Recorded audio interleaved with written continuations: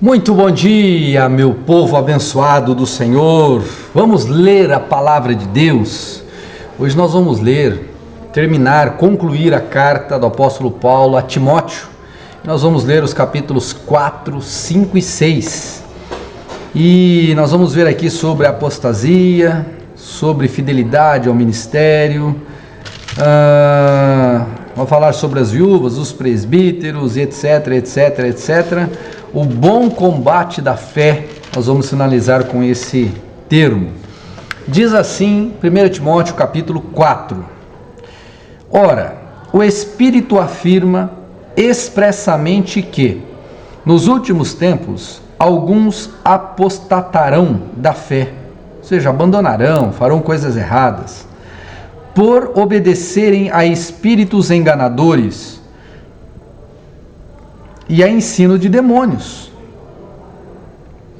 pela hipocrisia dos que falam mentiras e que têm a consciência cauterizada, que proíbem o casamento e exigem a abstinência de alimentos que Deus criou para serem recebidos, com gratidão pelos que creem e conhecem a verdade. Pois tudo o que Deus criou é bom, e, se recebido com gratidão, nada é recusável, porque é santificado pela palavra de Deus e pela oração.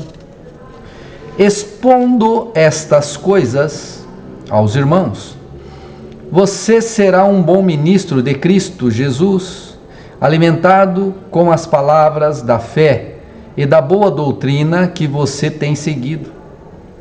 Mas rejeite as fábulas profanas e de velhas caducas. Exercite-se pessoalmente na piedade, pois o exercício físico tem algum valor, mas a piedade tem valor para tudo, porque tem a promessa da vida que agora é e da há de vir. Porque tem a promessa da vida de agora, né? E da que há de vir. Fiel é esta palavra e digna de inteira aceitação. Pois é para este fim que trabalhamos e nos esforçamos, porque temos posto a nossa esperança no Deus vivo, Salvador de todos, especialmente dos que creem. Ordene essas coisas e ensine-as. Ninguém o despreze por você ser jovem, pelo contrário, seja um exemplo para os fiéis na palavra e na conduta, no amor, na fé e na pureza. Até a minha chegada, dedique-se à leitura pública das Escrituras, à exortação, ao ensino. Não seja negligente para com o dom que você recebeu, o qual lhe foi dado mediante profecia, com a imposição de mãos do presbitério. Medite essas coisas e dedique-se a elas, para que o seu progresso seja visto por todos. Cuide de você mesmo e da doutrina. Continue nestes deveres, porque fazendo assim, você salvará tanto a si mesmo como aos que o ouvem. Capítulo 5. Não repreenda um homem mais velho, pelo contrário, exorte-o, como você faria com o seu pai. Trate os jovens, os mais jovens, como irmãos, as mulheres mais velhas como mães e as mais jovens como irmãs, com toda a pureza. Honre as viúvas que não têm ninguém para cuidar delas. Mas, se alguma viúva tem filhos ou netos, que estes aprendam primeiro a exercer piedade, para com a própria casa e a recompensar os seus pais, pois isto é aceitável diante de Deus. Aquela que é viúva de fato não tem ninguém para cuidar dela, aquela que de fato é viúva e não tem ninguém para cuidar dela, espera em Deus e persevera em súplicas e orações noite e dia. Entretanto, a que se entrega aos prazeres, mesmo viva, está morta. Ordene essas coisas para que sejam irrepreensíveis. Se alguém não tem cuidado dos seus, e este principalmente, os da própria casa, esse negou a fé e é pior do que o descrente. Somente poderá ser incluída na lista de viúvas aquelas que tiver mais de 60 anos, que tiver sido esposa de um só marido e que seja recomendada pelo testemunho de boas obras. Se criou filhos, se exercitou hospitalidade, se lavou os pés dos santos, e se socorreu os atribulados, se viveu na prática zelosa de todo tipo de boa obra. Mas não inclua na lista viúvas mais novas, porque quando seus desejos fazem com que se afastem de Cristo, devem casar, tornando-se condenáveis por anularem o seu primeiro compromisso. Além do mais, elas aprendem também a viver ociosas, andando de casa em casa, e não somente ficam ociosas, mas também se tornam fofoqueiras e intrometidas, falando o que não devem. Por isso, quero que as viúvas mais novas casem, criem filhos e sejam boas donas de casas, e não deem ao adversário motivo algum para falar mal de nós, pois algumas já se desviaram seguindo Satanás. Se alguma mulher crente tem viúvas em sua família, socorra-as, para que a igreja não fique sobrecarregada e possa socorrer as viúvas que não têm ninguém. Devem ser considerados merecedores de pagamento em dobro os presbíteros que presidem bem, especialmente os que se esforçam na presença e na pregação da palavra de Deus e no ensino. Pois a Escritura declara: não amordace o boi quando ele pisa o trigo, e ainda, o trabalhador é digno do seu salário. Não aceite denúncia contra presbítero, a não ser exclusivamente sob depoimento de 2 ou 3 testemunhas.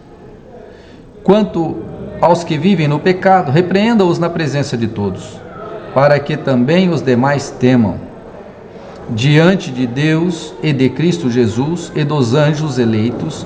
Peço com insistência que você guarde esses conselhos, sem discriminação, nada fazendo com espírito de parcialidade. Não tenha pressa para impor as mãos sobre alguém. Não seja cúmplice dos pecados de outros. Conserve-se puro. Não beba somente água. Beba também um pouco de vinho por causa do seu estômago e das suas frequentes enfermidades.